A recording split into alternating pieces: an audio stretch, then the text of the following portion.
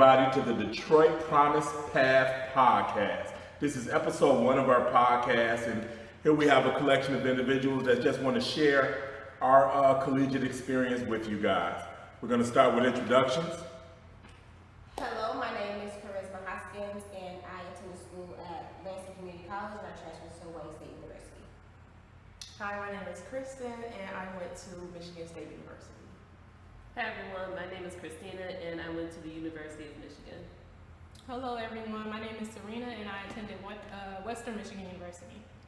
Hi, my name is Elise and I also attended Western Michigan University. Hello, my name is Voucher Harris. I attended Wayne County Community College and transferred to University of Michigan Dearborn. Hello, my name is Rico. I went to multiple schools, but I attended University of Michigan and graduated from Davenport University. My name is Mark Yancey Jr. I attended Oakland Community College and graduated from Marygrove College. So just getting started with everything, I wanted to ask you guys, what actually made you want to go to college? Well, I know everybody probably had different experiences, but I know for me, I had older cousins who attended HBCUs, so it was a family tradition for my family to participate in band, and a lot of my family members did go on band scholarships. So for me, it was just kind of like the cool thing, you know, seeing your older cousins pack off for the semester and leave out of the city that like we were used to. But I know for me, I was the first sibling in my mom's family to attend college, so I didn't really have a choice, but it was kind of like the cool thing to do, so. Rico, what made you want to attend college? Want to attend college? To be honest with that, man, it wasn't necessarily my first thought. Just, you know, growing up in foster care in the streets, man, it was a way to get away. I saw two friends of mine were murdered like back-to-back summers before my senior year in high school. So it really wasn't no expectation for me to go off to college. I didn't really have any expectations. So it was really like a thought process of getting away. My motto was like a book ain't never shot at me. So I took my chances, and that was what, you know, I chose to go off to college and do, is just give that a try. I knew I could compete, even though my grades didn't necessarily show it. I knew I could compete with, you know, educationally with most of these students. It was just originally just the thought of getting away. Charisma. Similar to Rico, I think there was really no expectation for real. My mom was wanting me to graduate from high school without having kids, because most of the people in our family had babies very, very young. But it was the money, you know, when your parents ain't got no money, you get some free money. So it was like, if I go take these classes at community college, I got to go for free. But then when it got to university, it was more about having food and shelter, is what led me to Wayne State, so that I had a safe space to like eat, sleep, and then just focus on my studies. Good. The money. Elise? So for me, I was first gen in my family, so kind of a little bit opposite of what you said, Serena, is that like I was the first cousin. So for me, it was really cool to be the older cousin that went away to college. And mostly I grew up seeing my mom work a lot of jobs. She worked multiple jobs my whole life. And I saw that, and I wanted to get an education so I could get a career where hopefully I wouldn't have to be working, you know, 2 or 3 jobs to make a living. So those were, and I also loved school. So those things kind of all came together and led me to want to go to college. You love school. I do love school. What is first gen? You said first gen. Oh, thank you. Yeah, first gen. So I was the first person in my family to attend and graduate from college. So neither of my parents graduated from college. Okay. Christina. Yes. So I decided to go to college after high school because I just wanted to continue my learning outside of what you are taught in school as, you know, an American student going through the public school system. So that's mainly the reason why I wanted to go to college, was to first learn and then also figure out what I wanted to do as an adult. And going to college would have given me those different ideas so that I would find that career path that was really made for me. Exploration is one of those things that isn't always mentioned when people are interested in college, but that's one of the things that college provides you. It provides you a space to explore. You don't really, depending on if you're starting at a 2-year or a 4-year, you may not have that much time to explore now with the change in the financial aid laws, but college is a place where you're given an opportunity to kind of test the waters and get hands-on with some of your career options. Watrice? Well, not first gen. My mom actually was first generation, and the expectation was that I would go to college. But the reason why I actually went was to get away. So, like, I came from sort of a troubled household, and college was just a way to run away and do something different. I actually went with no plan of learning or anything of the such, and just sort of stumbled into my way along the way and got a degree out of it. So that's why I went, though. So we all had different options that were laid out for reasons why we wanted to go to college. What are some initial obstacles? Like, what was that process like? You know, you graduate from high school, you have your open house, you may not have your open house, you celebrate during the summer with your friends, but what was that process when you actually got started? We'll start with Kristen. The process when I got started. Can you elaborate on that a little more? You are a freshman at Michigan State University. This is day one. You just finished new student orientation. So take us, kind of transport yourself to Kristen back then, and what were some of the obstacles you had to overcome that initial first semester? Oh, obstacles. Okay. So since I went to Michigan State, it was a four-year university. It was really big. So the first obstacle was like, I'm in this like big space and I don't know anybody. Luckily, my roommate was somebody that I went to high school with. So that was easy, kind of getting to know somebody already. One of the obstacles for sure, navigating the campus, navigating financial aid, and also, what else? It was something, the advisor. Oh, she set me up for failure my first semester. So that was also something that I had to navigate because she put some horrible classes on my first semester. So that just didn't go well. So that was a big obstacle. So I guess the lesson from that would be to pay attention to what your scheduling is. You know, don't just take the paper that somebody hands you and roll with it. Make sure you look into what those courses are, what the course expectations are. That way you're not kind of thrown to the wolves a little bit. Serena. I would say one of the obstacles, I can remember this one like specifically, but starting that first fall semester and I didn't have any money.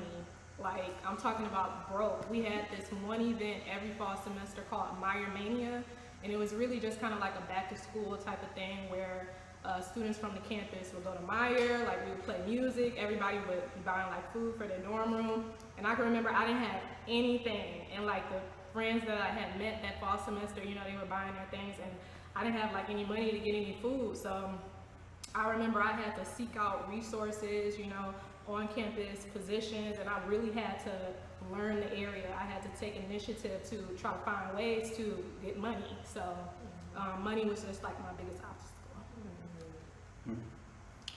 Rico. Obstacles. Getting started your first year. So real quick. So again, there was no expectation. So when I was in high school, because the only time I went to go see my counselor and everything is if I was in trouble. So they one day though I heard some students talking about TIP. I didn't know nothing about TIP. Again, I didn't know nothing about like going to college. So TIP, I had heard them talking about TIP, like, yo, TIP pay your tuition and everything. Like, and I was like, oh yeah, bet. Well, shoot, I'm gonna get this college thing a try. So I went to go talk to my counselor. My counselor didn't even look at me when I asked her about TIP. She just, when I asked her, I said, well, I heard about TIP. She's like, oh, somebody that want to go to school. And I was like, I'm coming to talk. I was like, well, I'm thinking about it. And she just literally grabbed a little TIP brochure, turned, slipped it back, and got back to typing on the computer. So I played any, mini, miny, mo based on my GPA. So I knew like my grades graduating high school wasn't gonna be. I said any, mini, miny, mo. I found out what school on there was gonna be like, you know, take a 2-point. You know, I had a little bit higher than a 2-point, but it was like I'd get in at least with a 2-point. So I found the school at the time. I said the name of the school because that school put me out that first year. I told you I've been to a lot of schools. So that process is like I didn't have no money. When during this time when you got out of foster care, they just was like, okay, cool, you good. You hit 18. It was like it wasn't all these different stuff like ETV and things that are available now. It was like, all right, we no longer your parents. You no longer board of the state. So I'm like, I go off to the school and I got 5 outfits in a blue trunk. And I show up on campus, and it's cool because it was like a party. Everybody from the city, you know, everybody who could get in the school, because with their 2.0, we was all up in there like, yeah. Then you realize you ain't have no money. It's like, okay, I ain't got no money, so all I knew how to do is hustle and cut hair. So that's what I did. That's what got me kicked out, by the way, people. The illegal stuff on campus, don't do it. So I'm in there, and I remember the first time I heard about financial aid, I'm sitting in the office with the financial aid counselor, and I'm trying to convince the financial aid counselor that tip is financial aid. So they talking to me about FAFSA, and I'm like, no, I'm good, I got that. And they was like, no, you never failed out your FAFSA form. I'm like, no, I did. And then they were like, tip, and I was like, I got tip. And they was like, I said, what is the acronym for tip? Tuition Incentive Program. It pays my tuition. What is you talking about? I'm good. For 3 hours, I was frustrated. I knew, I literally, it was 3 hours. I was not leaving the office because this person is trying to tell me that I didn't have financial aid. Then I realized after 3 hours, like, oh, you talking about that thing. Oh, I ain't never filled out that thing. I don't know what that is. And so she was trying to tell me for 3 hours, like, you didn't fill this out because we have no record of it. And so it's like, you want to ask about my parents. I'm like, I grew up in foster care. Oh, so you need to put more to state. I'm like, oh, I ain't never filled this out. And after about 3 hours of, driving this lady crazy and finally getting to do this, she finally said, because this pays for your room and board. I'm like, so what is tuition? I literally was like, so what is tuition? She was like, well, tip does your classes. So what is tuition? So I want to stop you. You threw out a couple terms. I want to get some clarity on. So you said TIP. You gave the acronym of what TIP stands for. Tuition Incentive Program. Okay. What is that? So Michigan TIP, what it does is it's a program that if you're eligible for, it actually pays a portion of your tuition. Your classes. Let me explain that because that wasn't explained to me when I went off to college. So tuition, your classes. Not your room and board and your meal plan, but your classes. So it pays a portion of that, pays most of it at a 2-year college, and then pays a portion of it at a 4-year college once you achieve a certain amount of credits. And the other term you said, ETV. ETV is for students who are in foster care, who are graduating high school, going off to a college or some accredited training program. It's called Educational Training Voucher Program, and you can actually get monies to be able to use to help cover expenses as far as school, housing, car, computer, personal needs. So it's really a wonderful benefit for students who are aging out of foster care, who were in foster care at the age of 14, by the age of 14, and was in there up until age 16 or beyond. So the one thing I got pulling from all of this is really kind of being at the disadvantage or having that obstacle of not having money. It's really about finding the right resources that are available to you. Serena spoke about having to navigate that system herself and go, kind of go through the obstacle course and find out what she needed. Rico spoke about getting clarity about what was available to him. That's all a process. And lucky for all Detroit Promise students, they all are afforded a coach. Each Detroit Promise student now has a campus coach to help them navigate their process.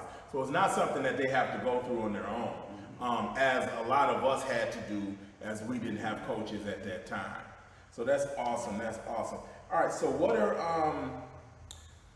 some of your biggest successes in your first semester of college? We're gonna start with Christina. So in the first semester, I guess my biggest success was that I actually made it through my first semester of college without failing any classes. It's sometimes you have to recount those small successes that are big. I mean, your big successes will more than likely come afterwards. Sometimes I feel that students coming into college out of high school, they have this vision of what a success looks like, but you can have successes every day. So don't ever shortchange yourself on the things that you are successful with every day. Like the fact that you got up and went to class, you were there on time, you paid attention, and you learned something. However, the biggest success of my first year that I do want to express is that when I graduated from high school, I wrote down a list of things I wanted to do, and one of those was to visit Washington, D.C. I'd never been to a lot of places. So I ended up getting that opportunity. I went to this women's conference in Maryland, and Chelsea Clinton was the keynote speaker. And I got to go to D.C., I got to travel around Maryland. I'd never been to the southern United States before, to the East Coast. I've been to the East Coast, but not the South.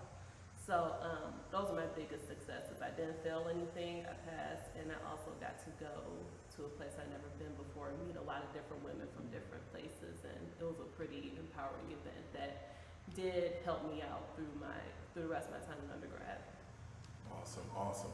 I was afforded the opportunity to travel abroad when I was in undergrad as well. Travel abroad is it's different at different schools, but it was an opportunity given to me because I registered for international travel seminar at class at Marygrove. And they traveled different places. I went to London and Paris, and that was my first time doing international travel. And then I went again once I got my money back up my senior year. But it was an amazing experience as well.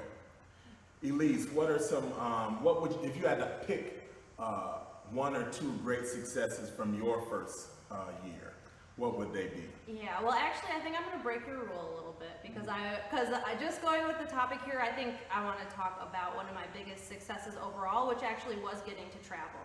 That was one of the main things I wanted to do when I went to college. I had never been out of the country, hadn't had a lot of, chances to travel before I was in college, and so being able to use my scholarship money, my financial aid money, I was able to study abroad in Spain, and then I was also able to do, similar to what Christina was saying, I got to travel within the country and go to Colorado and Texas, which were all places I'd never been before. So that was definitely one of my biggest successes. Awesome. You can break my rule if you need to. Charisma. Let me break your rule. I was like, my first semester, I made it through, right? I made it through. But that's a success, though. That's not something we don't take lightly. And I think the biggest thing for me with college, and my big success regarding college, is just the mindset shift about who I was as a person. Because I think that, just growing up and kind of being where I was at and knowing that college wasn't something I was like, oh yeah, I'm going to college, like something like I had to do for the sake of money and stuff like that. I don't necessarily say I believed in myself in that moment. So just working through college and finding like my own joy in that, at some point and being like, no, I can really do this. Like, I'm good. I think that was a basic like that self-belief and knowing like I'm gonna push through regardless. It was like an intrinsic motivation had set in, and that was my biggest success. I love that. So I actually want to have all of the coaches touch on what did college teach you about yourself. We're gonna go to Kristen. That I'm resilient. So like I said, advisor set me up for failure. That first semester, I got a 1.66, y'all. And I was on academic probation. And I just had to go through a lot just to get back in good standing. And like when I went home that summer, like I could have easily just said like, I'm not going back there. But I just got myself together, just refocused, really asked myself, is being an oral surgeon what you really want to do? The answer was no. So that was probably my biggest success. Christina? So this one was what you learned about yourself? Yep, what did college teach you about yourself? All right, so overall what I came from college with is the need to be resourceful. And I mean, that's just the biggest thing I came away with. I figured out that I was resourceful when I got there as well, that I can manage to get out of a bind, out of a situation, and help other people get out of situations. I can come up with solutions. I'm a person that will not just let things fester, so I really leaned into that and continued that as I left college when I worked with high school students. So that's what college taught me about myself, the need to be resourceful and to get yourself out of situations and to, do what you want, do better. Serena? Yeah, I would say similar to everybody else so far, being resilient and being resourceful, and also like taking initiative. So I didn't sit around and wait for somebody to give me the answer. I was always seeking out resources on campus. So nobody ever had to tell me to go to the financial aid office and figure out what's going on with the balance on my account. I actually had to look into that myself. So just taking that first step, and just not being afraid to ask for help. A lot of people are not going to know that you need help if you just don't speak up. So you actually have to be a self-advocate as a college student or as a person as a whole. So. Elise? I learned so much, I think, about myself in college, and I would say one of the things that I learned is just how important and how valuable all of my experiences outside of academics were. Most of my life has been defined by academics, and I love, like I said, I love them. I love school, and it's what I'm good at and what I enjoy. But what I found the most valuable, personally, professionally, were all of the experiences I had outside of the classroom, and that's something that I've taken with me is, you know, to remember it doesn't always have to be about the books, you know, and those kinds of things, and that the people around me and the experiences I have are the most valuable part of my life. So I'm sort of, you know, echoing everybody, but I took a non-traditional path to school, so more like Rico, I kind of went out of state and didn't do so well. One of the things that it taught me though is that I wasn't responsible, so I made the decision to stay at home, go put myself through community college so that I could really gain some responsibility. And I think that's the thing that I learned the most is how to take responsibility or ownership of my own education, because up to the point of, you know, when I wasn't really paying attention and I was just out there partying and having fun, I wasn't really thinking about that this is my education, and until I owned it, it didn't mean anything to me. Rico? You don't know what you think you know, and there's levels to this. Why I say that is because when you go off, you know, people always, you grow up in certain neighborhoods and they tell you what they tell you about the world, like the world operates like this. Well, a lot of times, those people ain't never left the east side, they never left the west side, they never left their mama's porch or their neighborhood, they've never been anywhere. So then you start to take that in, and then you get out here to this world, you get out into college, and you realize, wait a minute. You know, I know this person, I've met this person, I've never seen this kind of person in my neighborhood, and you get to meet these type of people, and then it's like my first year of getting put out of school, you know, when they dragged me out of school, I went back. The fact that it's like after my first year, I could have just went back into my old ways and went back to hanging out with old friends. It's like I actually went back. I saw, because of what I experienced and the people that I met, I was like, I want to try that again, but I want to try that again at a different mindset. I want to try that again from a different mindset. So it was just literally, it taught me, I was like, I ain't know nothing. I didn't know what I thought I knew, and there's levels to this. I think one of the biggest misconceptions with college is it's the same path for everybody. Yeah. Right. You get what I mean? Like, Yeah. okay, you graduate high school 4 years, you go to college 4 years, boom, boom, boom. 90% of the time, that mathematically, it's not even adding up like that. No. You get what I'm saying? 4 years is only 4 years if you hit the classes without having to withdraw. You don't change your major. You You're going to classes in the summer. You start where you're supposed to be. Yeah. Exactly. Yeah. So a lot of times, I think by what Charisma meant from that is a lot of times you may have to do some prerequisites. You might have to do some, sometimes they call them developmental classes, in order to get to the class that counts. So a lot of times there's some background, behind the scenes credit work that needs to be done to get you up to that point. Can I weigh in on that? Because I think that's a real good point, because I know for me, like, I was a good student. You know, I went to, you know, the high schools here that everybody says, you know, the greatest, right? And I thought I had it going on. And then when I went to college, you know, I had to test into a developmental course. It kind of rocked me psychologically, you know, because I was always that 3.6 kind of person in high school, and here you telling me that I'm not good enough to take this course.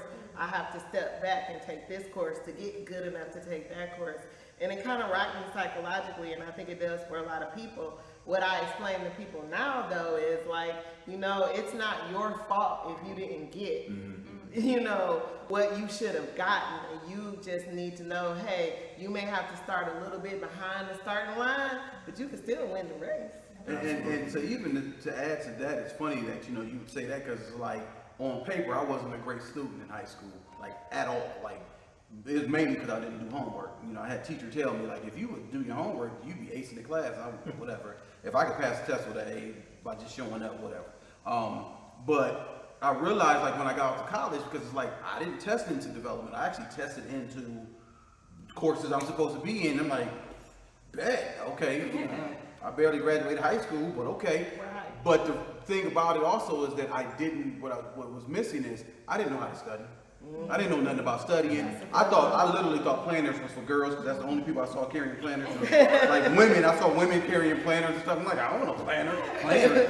Planner, I'm good. I got this in my head. And it's like I didn't know how to study. I knew nothing about studying, and a lot of times that comes with the lack of expectations that people have for you and where you come from, and it's just like literally learning how to do that, learning how to go to, not being afraid to go to the learning lab or any of these other places and say I need help because I don't know how to, yeah, I read this book, but I don't know how to put it in a note style so I can be able to use it for a test. I'm like, what are you talking about? I read it, I'm gonna remember it, I'm good. And then you fail that test and it's like, yeah, let me come holler at y'all real quick, show me, because I'm just highlighting. It's like they don't even tell you how to highlight correctly. No. It's like you just go through and your whole book is highlighted. It's like, okay, I read that, so I'm gonna highlight it. I read that, so I'm gonna highlight it. And it's like, no, you ain't supposed to highlight the whole book. Like, everything you highlight, nothing is it's like you got green and yellow and the whole book is like, I'm like, yeah, I didn't did something. They're like, okay, so make notes out of that. Well, what you talking about? I don't know what you're talking about. How you make notes? And I'm good. One thing I like to tell students, even with those tutoring service, learning lab services, writing center services, all those are services that you already paying for anyway. Yeah, that's true. I try to frame it that way. That's true. As opposed to you having to now go ask somebody for something extra. Yeah. Those are all things that are factored into your tuition as a student at a 2-year school or 4-year school. So it would behoove you to take advantage of those opportunities. Can I add something to that too? Yes, ma'am. Because I know Rico was talking about, studying was not something that like he knew or like a skill that he had actually had coming into college. That was something that I never had. I still do not have. But what I will say is that like college is really about an experience to allow you to get to know yourself and to really start knowing like what your strengths are. I talk to my students a lot of the times about, okay, well, as soon as the semester starts, you get your syllabus, look at, what you're good at. Start weighing out, how many points you can get like on writing a paper or what can you get on a group project. And I think that would help a lot because, like I said, I knew I wasn't good at studying, but I knew I could write a very good research paper, and I will always just calculate my grades that way. So it's about knowing your strengths. That's good. That's a great point. That's real. Very good, very good. All right, so how did you meet people? How did you meet friends? I mean, who can give me a couple of people to talk to that? Listen, don't do this. Please don't do this. We're gonna put a disclaimer. Please don't do this. Disclaimer. But well, nowadays it's legal now, so it's legal. But what I'm saying is like I found out that folks use herb on campus, and it was like, so that's how you met people. Like I'm an outgoing person, so from sports I play ball. I would meet in the rec center. We go play ball. Sports is always a great place, because y'all just pick up basketball, you on the hoop court or something. I didn't even know what hacky sack was until I got to, I don't know listen, I was like, what are they kicking this little sack thing around? But everybody in the hacky sack circle had extracurricular activities, so I was like, hey, listen, while you doing that and want to get lifted, hey, everybody, don't do this. I advise you never to do this to get yourself kicked out of campus. But, so that's the way, I was outgoing. One is the outgoing part of me, and everything else was just extra. To be able to just find something in commonality with somebody is real simple. Like I said, basketball, you see some of y'all didn't play hacky sack. I still don't know what point of kicking a little scrunch ball is, but whatever. So what we got from that is finding like-minded students as well as being adventurous in yourself to try new things. Just don't do what I did. All right, Kristen, how did you meet people in college? So when I went into college, I was a part of the Charles Drew Science College program. Remember, because I said I was going to be a world surgeon at first. So it was like a cohort of students who were all minorities majoring in a science major. So they put us all on the floor together, and naturally we all talked because we all live on the same floor together. So that was a great way to meet people. Also, my roommate was my close friend from high school, and she was just a social butterfly.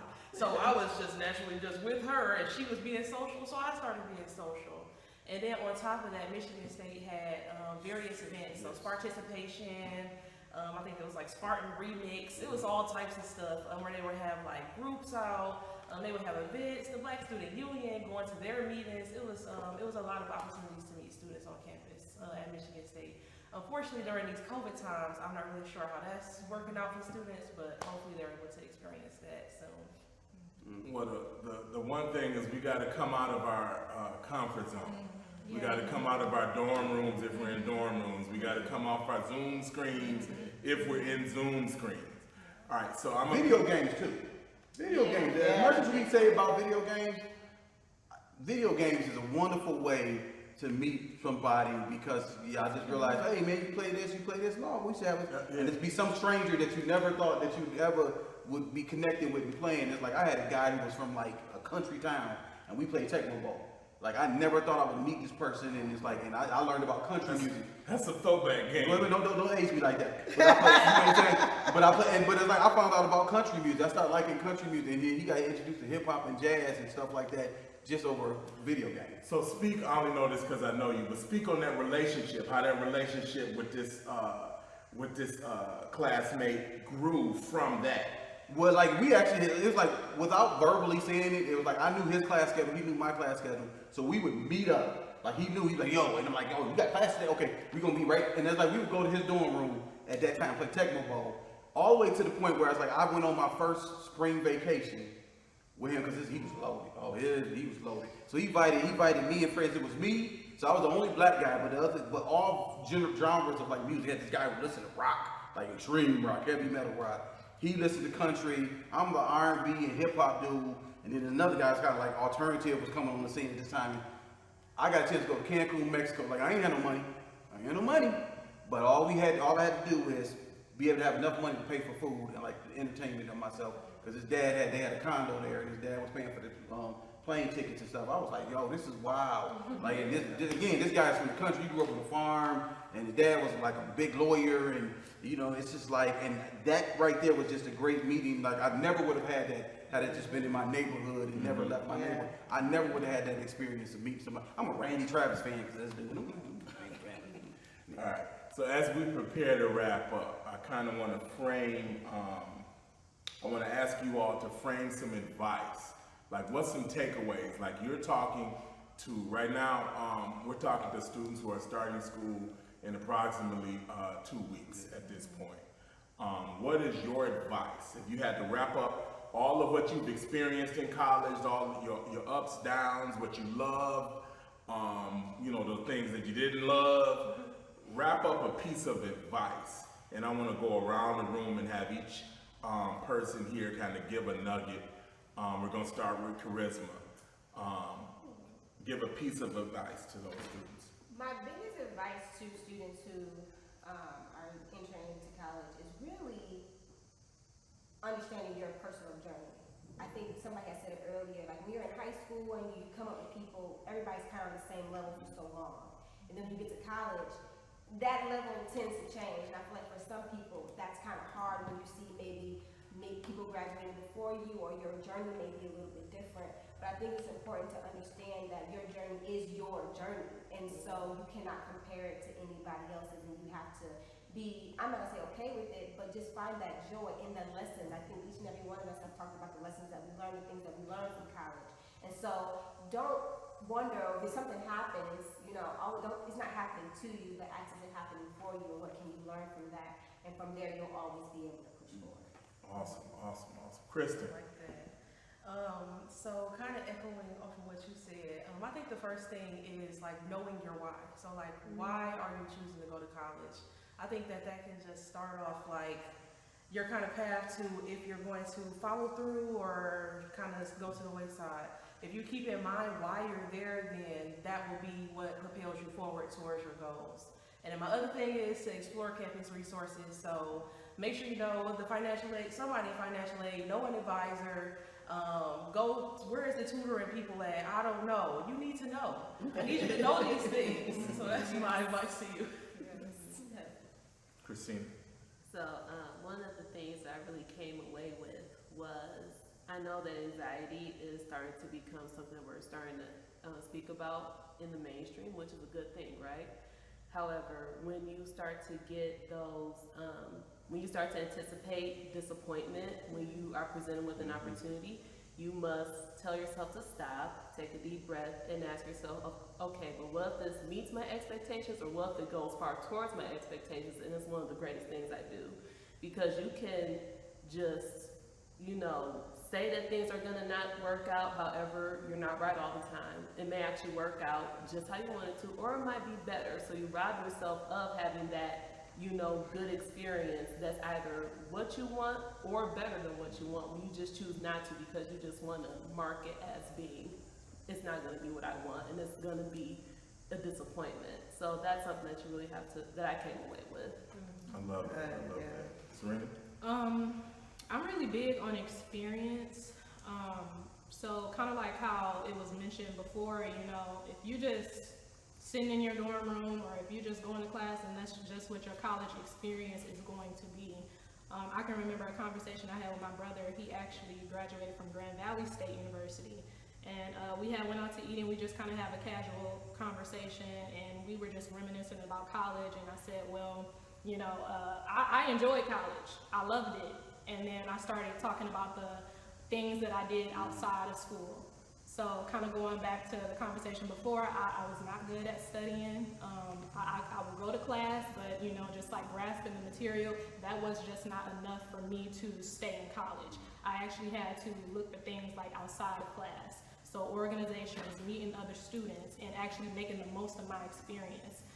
Versus my brother, he said, well, I hated college, but then again, all I did was just go to class, go back to my dorm room, and just chill, and the next day I would go back to class. So really just make it an experience. Understand that you're not just there to get a degree, but you're there to meet people, you're there to network, you're there to connect.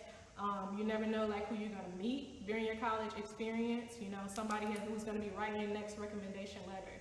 So really just take advantage of the opportunity. Very good. I think my piece of advice would be to remember to always take care of yourself and put yourself first. College can be stressful. It is important. It's important, for a lot of the goals you want to achieve. But at the end of the day, if you're wearing yourself down and you're not taking care of yourself, there's no you to be in college. And so, nothing is worth you not taking care of yourself emotionally, mentally, and physically. So I think that's really important. Experience everything you can in college, but make sure you're always putting yourself first. For me, I think I would say don't be afraid to make mistakes. I think we live in a perfectionist kind of society where we sort of believe that everything is supposed to be perfect, and we're afraid to make mistakes. But as we all talked about here, some of my greatest lessons have been learned from failures that I've had in life. And I think you have to not be afraid to make mistakes and own the mistake that you make, and then see your way past it. But you gotta do it, because if not, people ask me a lot, what would you change if you had to change anything in your life? And I tell them I wouldn't change a thing, because I wouldn't be who I am today if I hadn't gone through all those things that I went through. So just remember, what your experience today is helping you become that better person tomorrow. Great, we go. So I'm going to talk to you as if I'm talking to my younger self. Up until this point, you have merely been surviving your life. You've been surviving your circumstances, surviving your struggles, surviving your neighborhood, surviving your family structures, whatever. Learn to live the experience of life and everything that it offers. Learn to enjoy it, bask in it, flow in it, dive in it like a pool of water. Just learn to live the experience of life, and you'll realize that how much fullness and how much beauty it has to offer you. And that's really the point. Everything that comes along with it, just learn to live it and not merely survive. Awesome. And I guess my ad would be to enjoy college, and don't be afraid to try things, because you either win or you learn. There is no lose. You can spin situations that might be losses into things that you can learn lessons from, so they become wins. So with that being said, I want to thank you guys for tuning in today for our very first episode of the Detroit Promise Path podcast. Thank you. Congratulations.